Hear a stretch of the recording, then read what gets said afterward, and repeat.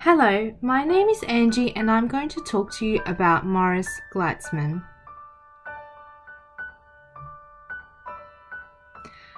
Maurice Gleitzman is one of Australia's best-selling and well-known children's authors. However, he is considered most successful both internationally and at home. He's written over 40 books and is published in about 20 countries. And his books like to explore serious and sometimes confronting subjects in humorous and unexpected ways. He was actually born in England and immigrated to Australia when he was 16. He lives in Sydney and Brisbane and did various other jobs before becoming a writer. He wrote screenplay and movies, and his first novel was in 1985 called The Other Facts of Life. Maurice has won numerous awards. Some of his books have been shortlisted, and he's won many children's book prizes both here in Australia and internationally. He's also worked with other authors such as Paul Jennings, writing 2 6-part novels called Wicked and Deadly. Maurice has recently been given the honour to be the Australian Children's Laureate for 2018-19. The role of the laureate is to promote the importance of reading, creativity and story in the lives of young Australians. Some of the previous laureates include Alison Lester and Jackie French. His first most popular international bestseller is 2 Weeks with the Queen, and after writing this book, Maurice adapted it into a play.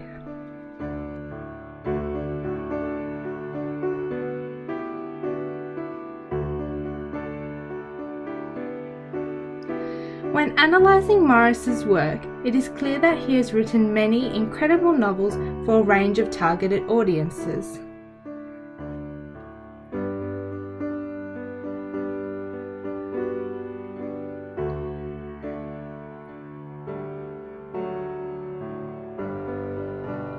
Some of the genres Maurice's books explore include general fiction. An example of this is a book called Misery Guts. Historical fiction. An example of this book is called Once. Action and adventure. An example of this is a book called Worm Story, which is actually one of my favourite books from Maurice Gleitzman. And finally, non-fiction. An example of this book is called Self-Helpless.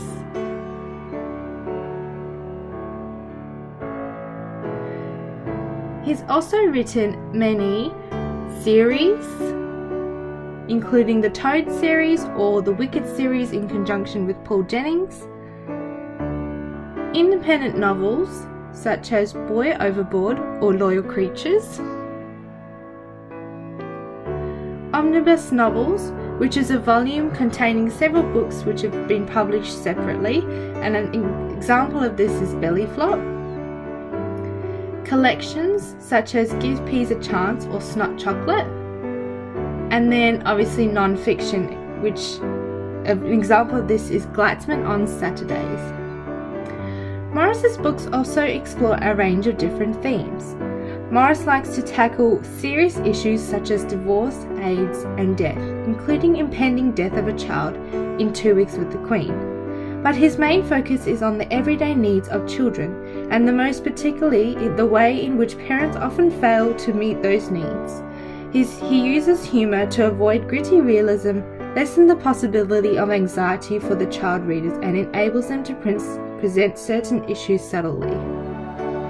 His work is suitable for middle to upper primary students, but he not only wanted to target children, he also wanted his books to be suitable for adults.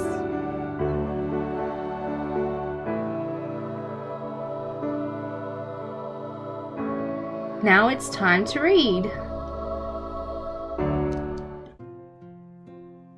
I also wanted to show you a quick display of some of the Maurice Gleitzman books that I do have currently.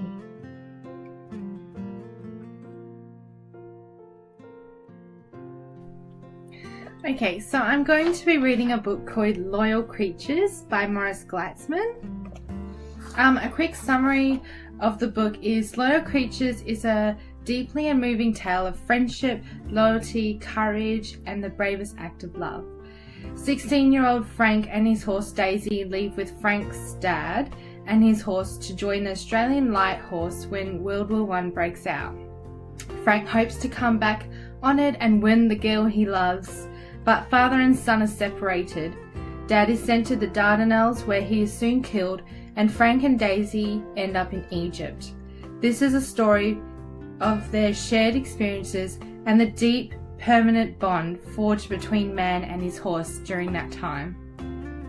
So I'm going to read chapter 3, and in the previous chapter, Morris has been setting the scene and introducing the main characters such as Frank, his dad, the Prescotts, particularly Joan, someone Frank fancies, and his horse Jimmy and Daisy. And the horses Jimmy and Daisy.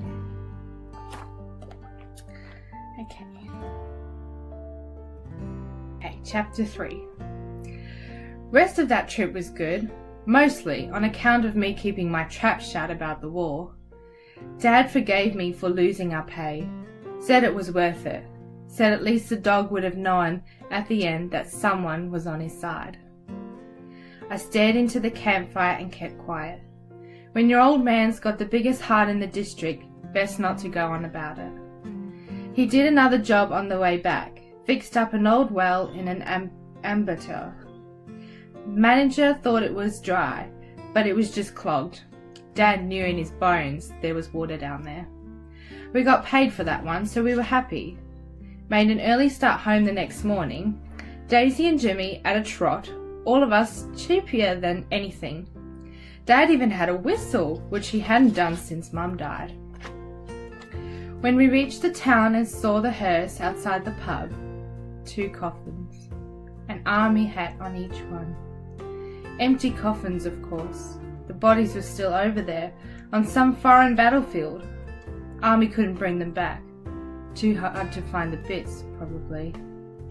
Dad swore, which wasn't his style. He went into the pub to make inquiries. While he was in there, a group of women and girls in the funeral clothes came down the main street. One of them was Joan. Her mother was with her. I got off Daisy to show respect, and so Joan's mum could see I had manners. A horrible thought hit me. Was one of the coffins for Joan's dad? As Joan went past, I blurted it out. "Is your dad all right?" I said. Joan stopped, uncertain. Her mother gave her a sharp push to keep moving. "Major Prescott is fine," said Miss Prescott, as she signalled to Joan to keep walking down the street. "He's dispensing medicine in Egypt." The other woman looked at me in a not very friendly way. "So, Francis," said one, "what about your father?" "Pretty right, thanks," I said. "He's in the pub." The woman made disgusted noises as they walked off. I should have gone after them, explained they'd got it wrong. But I didn't. Joan was glancing back at me, and I didn't want to get her into more strife. When Dad came out of the pub, his face was dark. He paused by the hearse and touched both coffins. "Who are they?" I said. "Ron and Nobby Shanks," muttered Dad. "Those mongrels Huns and Turks need talking to." It was my day for saying stupid things. "Thought you reckoned this was some other idiot's war," I said. Dad gave me a look. I was glad the bucket was in the back of the rig. "They've killed two of my mates," said Dad, "so now it's personal." Poor Dad looked pretty smitten, but I couldn't help thinking about the bright side. "That mean we'll be going?" I said. Dad looked at me. He looked at the coffins. Then he swore and went back into the pub. I waited with Daisy and Jimmy. A couple of blokes came out and took the hearse away. When Dad came out again, quite a while later, he was staggering a bit. He pulled me roughly towards him and cupped my face in his hands. He hadn't done that for years. "I promised your mother," he said in a beery voice. "I promised her that you and me wouldn't go till you were old enough. End of story." He dropped his hands and we looked at each other. "What's old enough?" I said. Dad thought about this while he dragged himself up onto Jimmy. I was hoping Mum hadn't put the official army figure on it. She had. 18, said Dad. On my 16th birthday, I got up early, spent some time with Daisy, rehearsing what I was going to say to Dad. How Mum wouldn't mind if we went now. How she'd agree if we're tall enough for our age and mature enough not to smoke, you'd be ready to do your bit. And she'd understand about girls, I said to Daisy. How'd you have to go to war to get one? Daisy probably didn't have a clue what I was talking about, but she could tell from my voice it was important. So she stopped trying to get her head into my pocket looking for apples. I hoped Dad would agree it was important. Huns and Turks were giving our blokes a battering. Memorial services most weeks in the district. 4 coffins of some of them. So what if I'm not 18? I said to Daisy. I've got hair where it counts. Daisy didn't argue. She'd seen me having baths in creeks. She knew I was ready to do my bit. Heading into the house, I saw something on the veranda table. A little box, wrapped up all pretty with a ribbon. Geez, I thought, that's not from Dad. I picked it up. It wasn't for me, it was for him. His name on it, curly writing I'd never seen before. Happy birthday, son, said Dad, coming out of the kitchen with something wrapped in newspaper. That was more his style. Thanks, Dad, I said, taking the horse brush I knew he'd gotten for me. Struth, said Dad, grinning and staring at the flash little box. Happy birthday from a lady, eh? It's for you, I said. He frowned. I knew why. Mum hadn't even been dead a year. You open it, he said. Inside the pretty little box, there wasn't a present. Just a feather, a white feather. No note, but we both knew what the message was. Only blokes who weren't in the army got white feathers. Blokes who people thought should be in the army. Sometimes people couldn't tell the difference between a coward and a stubborn parent. Dad's face when he saw the feather. Only time I'd seen him looking more crook was when the doctors told us Mum wasn't going to make it. That's not fair, I said. They don't understand.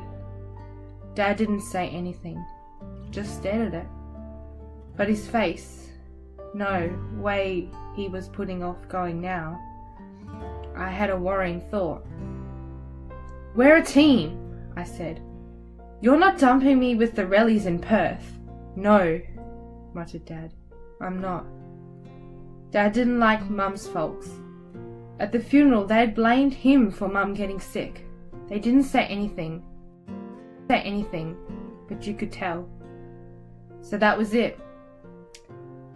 We said uru to the neighbours, nailed the windows shut, saddled up Daisy and Jimmy, and went to Sydney to volunteer. So that's chapter 3 of the book.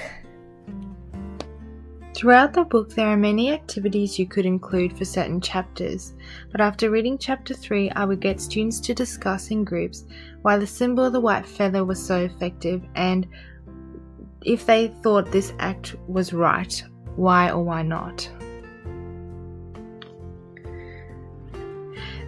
This unit is suitable for many upper primary year levels. There are many resources out there. It links to many of the curriculum areas, not just English, and this is just one of the activities out of a range of activities within the unit. It's important to know that this book is very deep, so support systems will be needed in the classroom. The activity includes researching the aspects of life in that time and then writing a letter as if you're frank to one of your loved ones. There are many criteria that the students will need to consider. Here are the curriculum links to that specific activity. It links to both English and history in many different ways.